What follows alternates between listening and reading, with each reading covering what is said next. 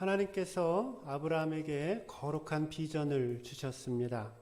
내가 내 자손으로 하늘의 뭇별처럼 그리고 바닷가의 모래알처럼 너의 자손을 많게 해주시겠다라는 꿈을 주셨습니다. 열국의 아버지가 되어지는 비전을 허락해 주신 것이죠. 아브라함은 아내 사레와 함께 하나님 주신 그 꿈과 비전을 품고 오랫동안 기다렸습니다. 그런데 문제가 생겼어요. 문제는 뭐냐면은 하나님이 약속해 주신 그 자녀를, 아이를 허락해 주지 않는 것입니다. 이것이 오늘 본문에 등장하고 있는 상황입니다. 하나님이 아브라함에게 주신 꿈은 있었는데 또 아브라함에게 주신 비전은 있었는데 현실은 전혀 그 꿈과 상관없이 흘러가고 있는 상황입니다. 때때로 우리의 믿음 인생을 돌아보면 우리도 이와 유사한 경험을 할 때가 있습니다. 하나님이 우리의 마음속에 어떤 꿈을 주시고 어떤 소원을 주셨습니다. 그런데 내 삶 속에 역사하시는 하나님의 응답의 역사, 하나님의 함께 하심의 역사는 너무나 멀게 느껴지는 그런 시간들이 찾아옵니다. 이것이 오늘 아브라함과 사레가 처해 있었던 삶의 위기였고 또한 오늘 저와 여러분들이 경험하고 있는 이 믿음의 위기의 현실입니다. 불행히도 이 아브라함과 사라는 그 삶의 위기의 순간에서 아주 큰 실수를 합니다. 하나님이 주신 그 꿈을 붙들고 끝까지 믿음의 발걸음을 나아가야 했는데 인내하지 못하고 그만 인간적인 방법을 사용해서 자신의 삶의 문제를 해결하려고 합니다.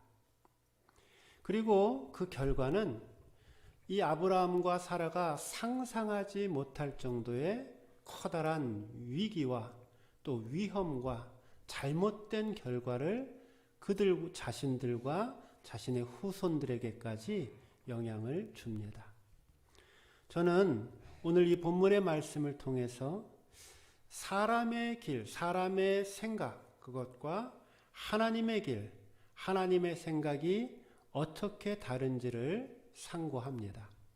바라기는 저와 여러분의 삶이 어떠한 삶의 순간 속에 있다 할지라도 사람의 생각이나 사람의 길을 따르는 것이 아니라 하나님의 생각, 하나님의 길을 따라서 오늘 하나님 주시는 삶의 축복과 비전의 완성과 또 꿈의 실현이 일어나는 축복의 인생 되시기를 주님의 이름으로 축원드립니다.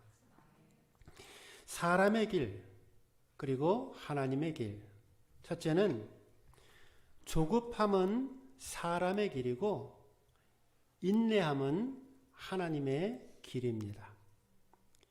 사람의 길은 늘 지금 당장 무언가 결과가 나타나기를 외치지만은 하나님의 길은 기다림의 길이다 라고 말씀합니다. 오늘 본문 1절 말씀을 한번 보세요. 아브라함의 아내 사레는 출산하지 못하였고 그에게 한 여종이 있으니 애굽 사람이요 이름은 하갈이라. 여기 아브라함의 아내 사레는 출산하지 못하였고 라는 이 말씀을 통해서 오늘 이 창세기 16장의 모든 비극이 시작됩니다.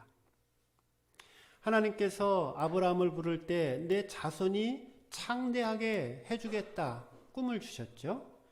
아브라함과 사레는 오랫동안 이 하나님이 해주신 말씀을 붙들고 꿈을 쫓으며 기다렸습니다. 아브라함과 사레가 얼마큼 기다렸을까요? 오늘 본문에 이르기까지 꿈을 주시고 나서 오늘 본문의 사건이 일어나기까지 정확하게 10년이 걸렸습니다. 하나님께서 바다의 모래처럼 또 하늘의 무별처럼 많은 자손을 주겠다라고 약속해 주신 지가 언 10년이 흘렀습니다. 그런데 하늘의 무별은커녕 별 하나도, 아이 한 명도 얻지 못하고 있는 상황에 처해 있는 것입니다. 이 10년이라고 하는 세월은 아브라함과 이 사레의 마음을 조급하게 만드는 데에 충분한 시간이었습니다.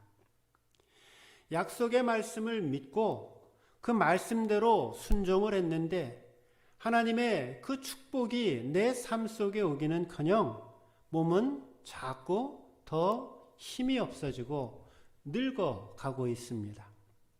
더군다나 이 사례는 자신의 육신의 힘으로 아이를 낳을 수 있는 그 태의 문이 막혀버리고 마는 때까지 지나갑니다.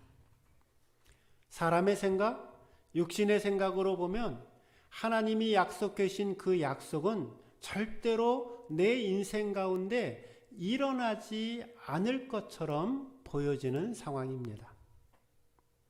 아브라함과 사라는 이제 무슨 대책을 세워야 되겠다 생각이 들었습니다. 아마도 아브라함과 사라에게 있어서 이 10년이라고 하는 이 기간은 그들이 나름대로 생각해 놓은 데드라인, 마지막 시간이었던 것 같습니다. 10년이면은 강산도 변한다라고 했는데 10년 만에 무슨 일이 일어나도 하나님께서 일어나게 해주시겠지, 하나님이 역사해 주시겠지 하면서 여지껏 참고 인내하고 기다려 왔는데 지금 그 10년이 다 차고 지나가고 있는 상황입니다. 아브라함과 사라는 약속에 신실하신 하나님께서 왜 자신들에게 그 약속해 주신 자식을 아직까지도 주지 않는지 도무지 이해할 수 없었습니다. 하나님께서 자신의 입으로 친히 내가 하늘의 무별처럼 바다의 모래처럼 내 자손을 많게 해주시겠다 약속해 주시고는 왜 한 명도 주시지 않는가 고민하고 또 고민하였습니다. 여기서 저와 여러분이 반드시 배워야 할 영적인 진리가 한 가지 있습니다. 그것은 하나님이 정하신 때와 인간이 생각하고 있는 때는 다르다라는 것입니다. 그렇기 때문에 서두르지 말아야 한다라는 것입니다. 빠르다라고 하는 것, 급하다라고 하는 것, 그것이 항상 우리에게 축복인 것은 아닙니다. 어떤 결과물이 나에게 빨리 온다라고 해서 그것 자체가 곧 축복이 되지 않는다라는 것이죠. 오히려 축복은 서두름을 통해서 우리에게 찾아오는 것이 아니라 기다림을 통해서, 인내함을 통해서 하나님의 축복이 우리의 삶 속에 찾아오는 것을 기억하셔야 합니다. 아브라함과 사라가 10년을 기다린 것, 이것은 너무나 잘한 일입니다. 그러나 하나님의 때를 더 인내하며 기다려야 했습니다. 실망의 늪에 빠지지 않고 하나님의 시간표를 바라보며 믿음으로 걸어가야 합니다.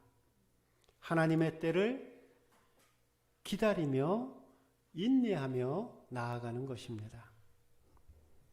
오늘 아브라함이 저와 여러분에게 보여주는 믿음의 모습은 무엇입니까? 우리가 지금 계속해서 아브라함이 왜 믿음의 사람이었는가, 아브라함의 믿음에 대해서 우리가 함께 공부하고 있죠.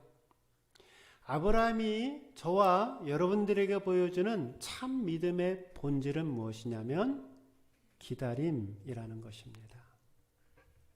믿음이 무엇이냐? 기다림이 믿음이다 라는 것입니다. 아브라함은 이스마엘을 낳고도 하나님께서 약속해 주신 그 후사를 얻기 위해서 무려 14년을 더 기다려야 했습니다. 10년을 기다렸는데 또 하나님의 그 시간표에는 14년 동안 시간을 더 보내면서 아브라함과 이 사례를 열국의 아비와 열국의 어미로 만드는 하나님의 시간표가 작동되었습니다. 사라의 태문이 닫혔어요. 아브라함은 생식 능력이 끊어졌습니다. 그런데 여러분 기억해야 됩니다. 사라의 태문이 닫히고 아브라함의 생식 능력이 끊어진 바로 그때가 비로소 하나님의 역사가 시작되는 때라는 것입니다. 우리는 믿음 생활하면서 너무나 쉽게 우리가 마침표를 피리어드 끝내버리는 경우가 많습니다. 하나님께서는 우리 보고 숨을 고르고 잠시 쉬라고 우리에게 쉬면서 인내하라고 우리에게 말하는데 우리는 그냥 다 끝났다라고 마침표를 찍어버립니다. 하나님은 아직 아니야 라고 말씀하고 있는데 나는 이제 더 이상 볼 게 없어. 다 끝나버렸어 라고 우리가 스스로 마침표를 찍는다라는 것이죠. 힘들고 어려울 때일수록 내 마음대로 내 믿음의 마침표를 찍으면 안 되는 것이고 내 인생의 마침표를 찍으면 안 되는 것이고 내 희망과 내 꿈의 내 비전의 마침표를 내 마음대로 찍어버리면 안 되는 것입니다. 믿음은 기다리는 것입니다. 믿음은 하나님의 은혜를 기다리는 것입니다. 믿음은 내 삶 속에 역사하실 그 하나님의 역사를 기다리는 것입니다. 믿음은 우리의 삶 속에, 우리의 가정 속에, 우리의 교회 속에, 우리의 일터 속에 역사하실 하나님의 응답을 기다리며 나아가는 것입니다. 하나님이 허락하시는 그 시간까지 하나님의 약속을 믿고 인내하고 오래 기다리는 것을 배울 수 있어야 합니다. 여름에 뜨거운 태양이 그 오곡백화를 무르익게 하는 것처럼 하나님의 사람은 이 기다림이라고 하는 이 인내라고 하는 이 태양을 통해서 하나님의 사람들은 그 영혼이 빚어져 가는 것입니다. 그러기에 우리는 이 기다림의 때를 믿음 가운데 잘 통과할 수 있어야 합니다. 사랑하는 성도 여러분, 오늘 내 앞에 있는 하나님께서 주시는 내 인생의 꿈, 하나님께서 주시는 내 인생의 소원, 하나님께서 주시는 내 인생의 사명과 비전은 무엇입니까? 바라기는 좌절하지 아니하고 하나님의 응답하심의 때를 기다리며 인내하며 오늘 우리의 삶 속에 역사하시는 하나님의 축복, 하나님의 응답하심을 마음껏 맛보며 살아가는 저와 여러분 되시기를 주님의 이름으로 축원드립니다. 두 번째로, 사람의 길은 세상 방법을 구하지만은 하나님의 길은 말씀을 붙듭니다. 복된 삶의 비결, 그것은 세상의 지혜로 살아가는 것이 아니라 하나님의 말씀을 붙들고 살아가는 것입니다. 세상의 방법과 세상의 가치로 살아가는 것이 아니라 하나님의 말씀과 하나님께 성령의 인도함을 붙잡고 하나님의 인도함 받으며 살아가는 것이 하나님의 길이다 말씀합니다. 2절 말씀을 보세요. 사레가 아브라함에게 이르되 여호와께서 내 출산을 허락지 아니하셨으니 원하건대 나의 여종에게 들어가라. 내가 혹 그로 말미암아 자녀를 얻을까 하노라 하매 아브라함이 사레의 말을 들으니라. 아브라함과 사라가 늙었어요. 나이가 사라 나이가 75세이고 아브라함의 나이가 85세입니다. 육신적으로 자식을 낳을 수 있는 희망이 완전히 끊어져 버렸습니다. 아브라함과 사라의 마음속에는 조바심이 나서 견딜 수가 없었습니다. 결국은 인간적인 수단, 인간적인 방법을 사용합니다. 그게 뭐예요? 당시의 사회적인 풍속을 따라서 이 여종이었던 하갈의 몸을 통해서 자신의 후손을 얻을 궁리를 합니다. 사라는 자신의 몸종이었던 하갈을 남편에게 아브라함에게 첩으로 내어줍니다. 그리고 그 하갈을 통해서 놀랍게도 신기하게도 그토록 어려워 보였던 후손이 드디어 생기게 됩니다. 아브라함이 사용했던 이 인간적인 방법, 사라가 사용했던 그 인간적인 방법은 일시적으로 성공한 것처럼 보입니다. 이처럼 세상이 주는 방법과 세상이 주는 어떤 기회들은 우리의 삶 속에 있는 문제를 쉽게 풀 수 있는 것처럼 보입니다. 하나님의 뜻이 아님에도 불구하고 일이 술술술술 풀려갑니다. 사람들은 이때 내 인생이 성공한 줄 압니다. 그러나 여러분 기억해야 됩니다. 하갈을 통해서 얻은 그 이스마엘은 하나님께서 약속해 주신 그 아들이 아니라는 사실입니다. 하갈과의 동침은 아브라함과 사라의 생각이었지 하나님의 생각은 아니었다라는 것이죠. 아브라함은 나름대로 자신의 문제를 해결하기 위해서 나름대로의 일을 도모하였지만은 이것이 문제를 해결하는 것이 아니라 오히려 삶을 더 깊은 수렁과 미궁 속으로 빠져들게 만드는 아주 중대한 원인이 됩니다. 잠시 동안에는 문제가 해결된 것처럼 보이지만은 결국 이 하갈과의 동침으로 태어난 그 후손들로 인하여 자신들의 삶뿐만이 아니라 그 이후에 태어난 모든 후대의 사람들까지도 끊임없는 분쟁과 싸움과 죽임 속에서 전쟁 속에서 살아야만 하는 비극적인 인생을 결과를 맺게 됩니다. 제일 먼저 생긴 문제는 뭐냐면은 아이가 태어나니까 제일 먼저 임신을 하니까 제일 먼저 생긴 문제는 옳았구나. 이제 우리가 후사가 생겼구나. 좋을 줄 알았는데 제일 먼저 생긴 문제는 뭐냐면은 가정에 심한 불화가 일어납니다. 4절 말씀을 보세요. 4절 보시면 아브라함이 하갈과 동침하더니 하갈이 임신하여 그가 자기의 임신함을 알고 그의 여주인을 멸시한지라. 하갈은 이 사라에게 늘 눌려서 산다라고 생각하고 있었습니다. 임신을 하고 나자마자 이제 그 순간부터 이제 자신의 주인이었던 사라에게 도전을 합니다. 갈등과 또 서로 간의 미움과 반목이 그 가정 속에 일어납니다. 문제는 여기에서 그치는 것이 아닙니다. 사라와 이 하갈의 갈등은 나중에 그들의 자녀들이었던 이삭과 이스마엘 사이에 끝없는 분쟁과 다툼의 결과를 만들어갑니다.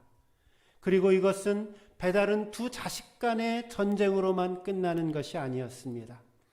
아브라함과 사라가 내렸던 이 인간적인 결정의 후유증이 오늘날까지 팔레스타인 땅 국가들과 이스라엘 사이에 일어나는 유대인과 팔레스타인 사이에 일어나는 이 국가들 간의 피비린내 나는 전쟁으로 오늘날까지 고통을 받고 있습니다.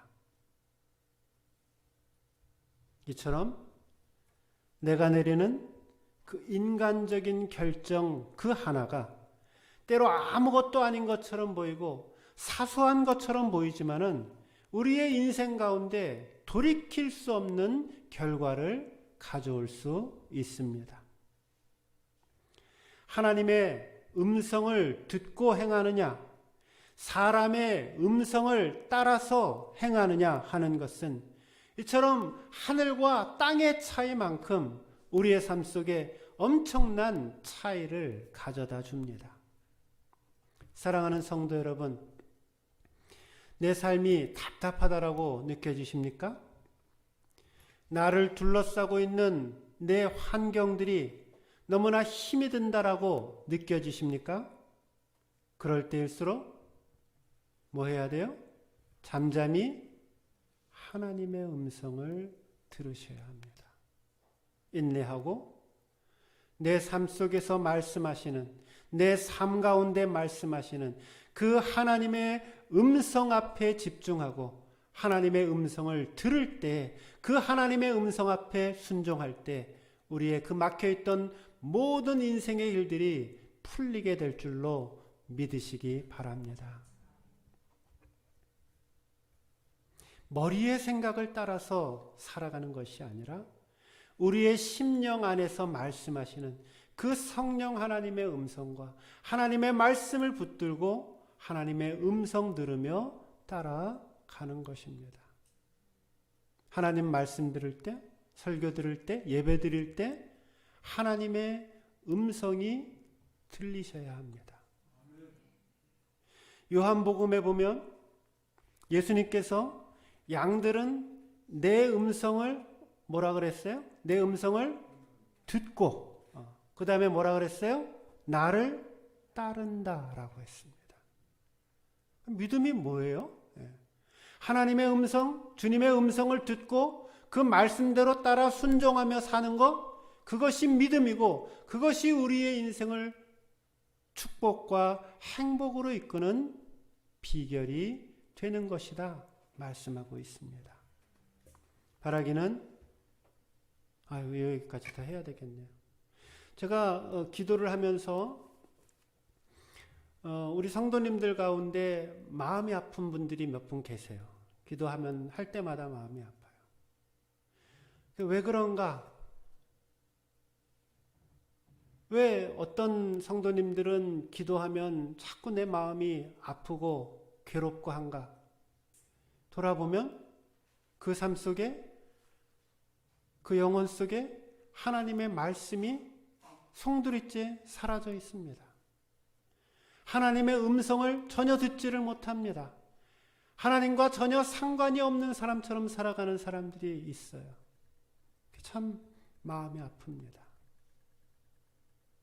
오늘 하나님 앞에 다시 한번 내 믿음의 자리를 돌아보시고 매 순간순간마다 하나님의 음성을 듣고 그 말씀대로 따라 살아가 복의 근원이 되는 인생 되시기를 주님의 이름으로 축원드립니다. 세 번째, 사람의 길은 하갈을 버리지만 하나님의 길은 하갈을 품는다입니다. 무슨 말입니까? 아브라함과 사라는 하갈이 문제가 생기니까 버려버렸어요. 그런데 하나님은 그 고난 중에 있는 하갈을 품고 그를 인도하신다라는 것입니다. 이제 우리의 눈을 잠시 돌려서 하나님이 이 하갈을 어떠한 태도와 어떠한 모습으로 대해주고 있는가를 집중해 보기를 원합니다.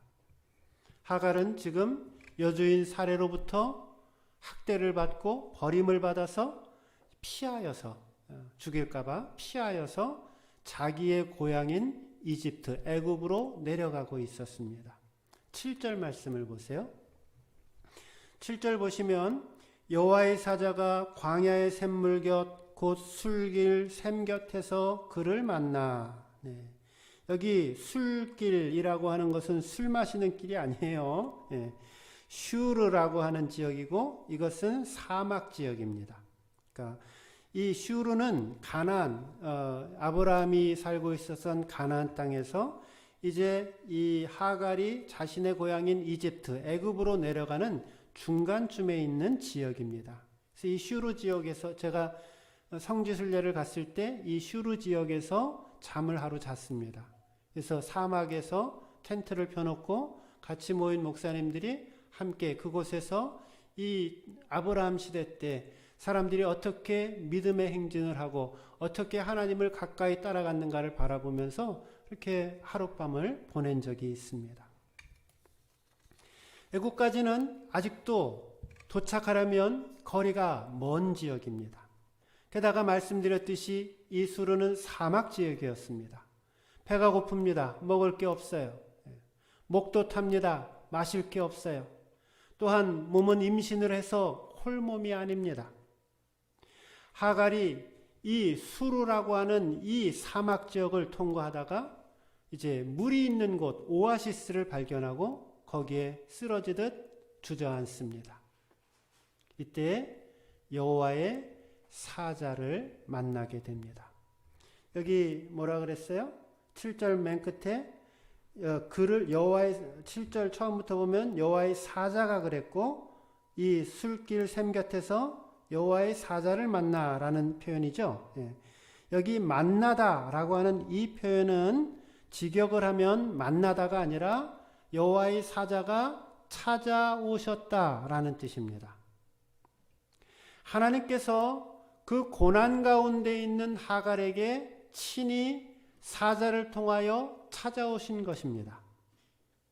우리는 오늘 이 말씀을 통해서 우리의 내 삶의 고통, 내 삶의 신음소리를 들으시고 나를 불쌍히 여기시고 그 고통의 자리 한가운데로 찾아오시는 살아계신 사랑의 하나님을 발견하게 됩니다. 하갈의 입장을 한번 생각해 보세요. 하갈의 입장에서는 얼마나 원통하고 또 고통스러웠겠습니까? 자기가 뭐 임신하자라고 했나요? 임신시켰어요? 네. 그리고는 아브라함에게 버림을 받았어요? 사라에게도 미움을 받았어요? 네. 임신의 무거운 몸으로 광야 지역으로 도망가고 있습니다. 고향으로 돌아가다가 한 샘물을 만나서 그곳에서 주저하고 좌절하며 앞으로 내 인생이 어떻게 될 것인가 고통 가운데 슬퍼하고 있습니다.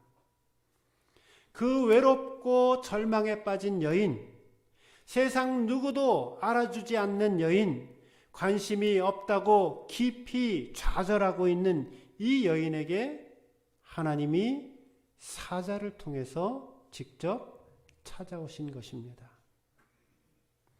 하갈에게 찾아오신 하나님께서는 이 하갈에게 축복의 약속을 해주십니다. 11절 말씀 보십시오. 11절 여호와의 사자가 또 그에게 이르되 내가 임신하였은즉 아들을 낳으리니 그 이름을 이스마엘이라 하라. 이는 여호와께서 내 고통을 들으셨음이니라. 하나님께서는 지금 하갈의 몸에서 나게 될 그 아들의 이름을 지어주시는데 그 이름을 이스마엘이라고 지어주었습니다. 그 이름의 뜻은 맨 뒤에 나와 있는 거예요. 뭐예요? 하나님이 들으셨다라는 뜻입니다. 이스마엘이라는 말의 이름의 뜻은 하나님이 들으셨다라는 뜻입니다. 하갈이 깜짝 놀랍니다. 이스마엘이라니, 하나님이 들으셨다니, 하나님이 지금 나의 사정을 살피고 계시는구나. 하나님이 지금 내 심정을 이해하고 계시는구나. 내 아픔과 내 고통을 알고 계시는구나. 그렇게 감격하며 하나님 앞에 나아갑니다. 그래서 하갈은 자신에게 임한 하나님을 부르는데 뭐라고 부르냐면은 엘로이라고 하나님을 부릅니다. 13절 말씀 보세요. 13절 하갈이 여러분들이 한번 읽어주시면 고맙겠습니다. 13절 시작.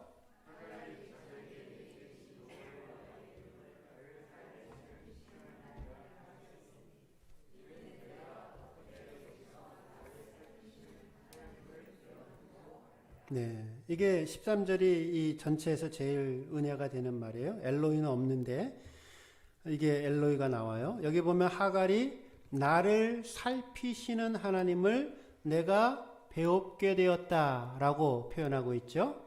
여기 나를 나를은 아니고 살피시는 하나님이라는 말이 히브리어로 엘로이라고 하는 말입니다.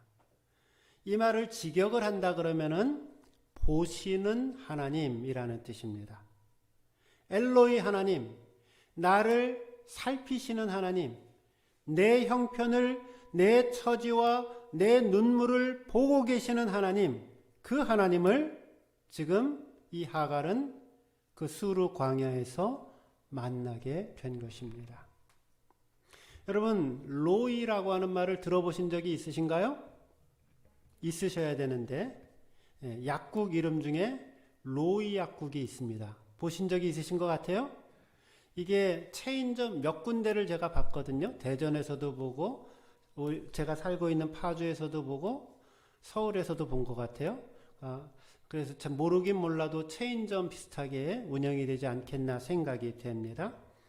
아마도 그 약국의 이름을 지을 때 성경을 잘 아시는 어떤 목사님이나 이런 분 도움을 받아서 오늘 본문 말씀에서 따온 것이 아닌가 생각해 봅니다. 로이 뭐예요? 나를 살피시는 하나님, 나를 보시는 하나님이라는 뜻입니다. 하나님은 이 하갈의 가련한 형편을 보고 계셨습니다. 나를 살피시는 하나님, 엘로이의 하나님을 만났을 때 이 하갈의 그 상처는 온전히 치료될 수 있었습니다. 분노와 원망으로 가득한 마음에 새로운 기쁨과 평안이 찾아왔습니다. 무너진 심령, 어두운 심령에 밝은 빛이 그 삶으로 들어왔습니다. 엘로이, 나를 살피시는 하나님, 나를 보고 계시는 하나님, 나 같은 사람까지도, 나의 이 어려운 형편까지도 하나님은 줄곧 보시고 계셨군요. 그렇게 은혜 받으며 이 하갈은 하나님 앞에 감격하며 나아갑니다. 그래서 이 하나님을 만난 그 우물을 이름을 짓는데 아까 읽기 어려운 거 있었죠? 몇 절인지 잘 모르겠는데 거기 뭐라 그랬어요? 브엘 라일로이라고 이름을 짓습니다. 이 말의 뜻은 나를 돌보시는 하나님의 우물이라는 뜻입니다. 브엘 라일로이, 나를 돌보시는 하나님의 우물. 오늘 나를 돌보시고 계시는, 나를 살피시고 계시는 이 나를 돌보시는 이 우물을 오늘 마실 수 있기를 바랍니다. 지난 주중에 조카 항암 치료하면서 여러분들한테 기도 부탁을 드렸죠. 연세 드신 분들은 대부분 병원에서 한두 번쯤 수술을 받아보셔서 아시겠지만은, 수술실에 들어갈 때쯤 되면, 누구 사람 생각이 나든가요? 그리고 들어가기 전에야 식구들이랑 잘 받고 오라고 인사도 하지만, 거기 탈칵탈칵 거리고 누워있으면 하늘에 그 불빛들이 추룩추룩 지나가고 이거 이러다가 내가 죽는 것 아닌가 그러면서 수술 받고 치료를 하게 되잖아요.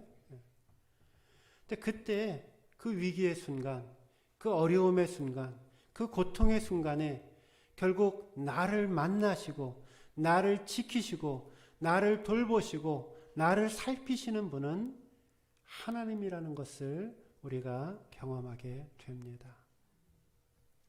사랑하는 성도 여러분, 하나님은 내가 방황할 때에 나를 결코 혼자 내버려 두지 않으십니다. 내가 고난당하고 내가 역경당할 때 친히 나를 찾아오셔서 나를 살피십니다. 아무도 모르는 눈물이 있어요. 아무도 모르는 인생의 한숨과 고통이 우리 안에 있단 말이죠. 그런데 하나님은 그 고통과 눈물을 위로하기 위해서 우리를 찾아오셔서 우리의 우물을 마시게 하시고 우리에게 새 힘 주시고 새 능력을 허락하십니다. 오늘 나의 영적인 눈을 열어서 내 삶 속에 찾아오셔서 나를 살피시는 엘로이 하나님, 사랑의 하나님을, 살피시는 하나님을 만날 수 있기를 바랍니다. 말씀을 마치기에 앞서서 우리가 한 가지 더 기억해야 할 것이 있습니다. 하나님의 축복은 아브라함에게만 머물고 있는 것이 아닙니다. 이삭에게만 머물고 있는 것이 아니라 지금 누구에게 그 하나님의 축복과 사랑이 전달되고 있어요? 하갈과 이스마엘, 앞으로 태어날 이스마엘에게까지 그 하나님의 사랑이 전달되어지고 있다라는 사실입니다. 10절 말씀 보세요. 여호와의 사자가 또 그에게 이르되 내가 내 씨를 크게 번성하여 그 수가 많아 셀 수 없게 하리라. 여기 이스마엘에게 축복을 약속해 주시죠. 그리고 이 축복에서 우리는 하나님의 깊은 사랑의 마음을 이해해야 합니다. 여러분 꼭 기억하십시오. 하나님의 사랑은 아브라함과 이삭을 사랑하지만 또 누구를 사랑해요? 하갈과 이스마엘도 사랑하시고 그들에게 자손의 축복의 언약까지도 허락해 주십니다. 이 말씀이 어려워요? 하나님은 이스라엘도 사랑하지만 팔레스타인 백성들도 사랑하고 있다라는 거예요. 하나님은 내가 좋아하고 내가 편하고 나와 친한 사람들만 사랑하는 것이 아니라 내가 미워하고 내가 증오하고 내가 선을 긋고 있는 사람들까지도 하나님은 품으시고 지키시고 보호하신다라는 것을 꼭 기억하셔야 합니다. 왜 그랬을까요? 왜 하나님은 따지고 보면 이 실수로 태어난 자녀였는데 이스마엘은 그 하갈의 자녀들도 축복을 해주셨단 말이에요. 왜 그랬을까요? No reason, 이유 없어요. 그냥 하나님이 그 불쌍한 처지에 있었던 사람들을 조건 없이 사랑해 주셨기 때문입니다. 하나님은 오늘 저와 여러분에게 조건이 없는 넓은 사랑으로 찾아오셔서 나의 삶을 살펴주시고 나를 돌보아 주십니다. 그러므로 오늘 내 삶 속에 사랑해야 할 사람들이 따로 있고 미워해야 할 사람들이 따로 있다라면 오늘 엘로이 이 하나님의 사랑으로 그 모든 장부들을 완전히 지워버리시기 바랍니다. 하나님은 우리가 만나게 해주시는 그 모든 사람들을 사랑하라고 우리에게 명령하십니다.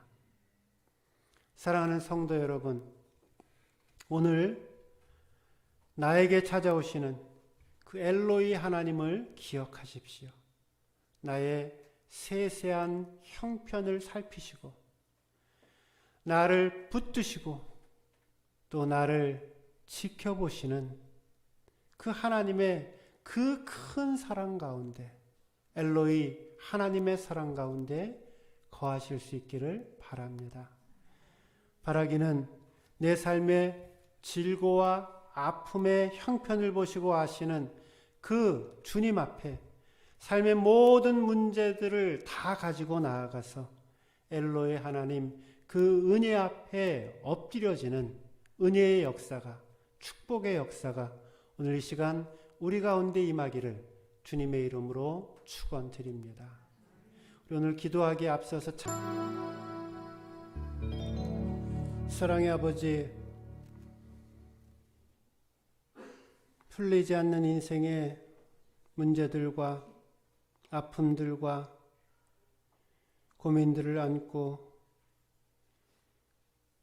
사막의 한가운데서 씨름하며 고통하고 있는 우리 인생들을 하나님 찾아와서 보시고 살피시는 엘로이 하나님을 인하여 찬양하며 주 앞에 영광 돌립니다. 사람의 생각과 인간적인 방법으로 하나님, 내 인생의 문제들을 풀으려 하지 않게 하여 주시고, 회개하고 다시금 말씀 앞에 돌아가게 하여 주시고, 무릎 꿇게 하여 주시고, 성령의 인도함 받게 하여 주시고, 기도하게 하여 주시고, 주와 동행하게 하여 주셔서 우리의 연약해진 무릎이 다시금 강건케 하게 하여 주시고, 주 안에서 다시금 새롭게 회복되어지는 믿음 되게 하여 주옵소서. 어려움과 세상의 고통 속에서 하나님, 믿음을 잃어가는 사람이 아니라 하나님, 고통과 어려움과 그 광야의 한가운데서 참 믿음을 바라보며 살아계신 주님의 역사와 능력을 바라보며 산 하나님을 만나는 믿음의 사람 되게 하여 주시옵소서. 하나님,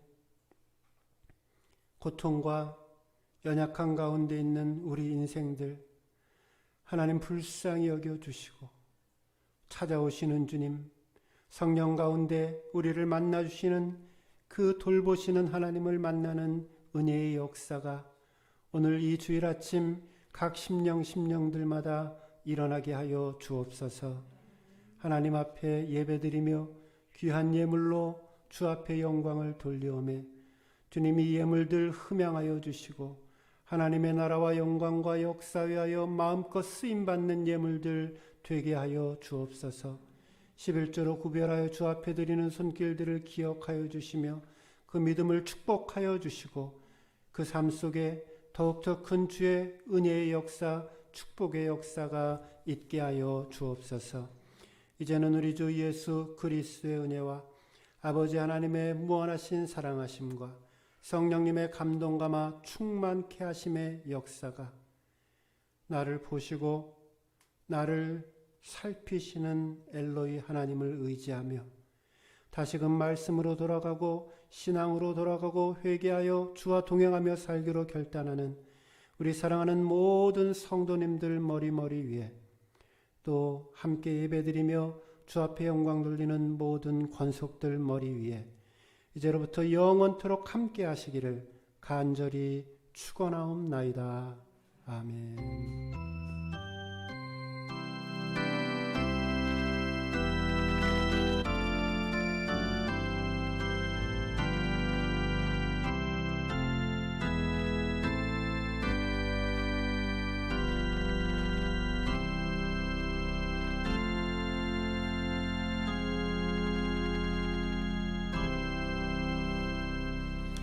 네, 한 주간 주 안에서 승리하시고 또 우리 추석도 잘 쉬시고, 그다음에 혹 자녀들이 코로나 때문에 이번에 못 찾아뵌다고 해도 서운해하지 마시고, 이번에는 좀 이해를 여러 가지로 해주시기도 해야 될 것 같아요. 그래서 건강하게 잘 지내시다가 우리 다음 주에 뵙도록 하겠습니다. 승리하세요.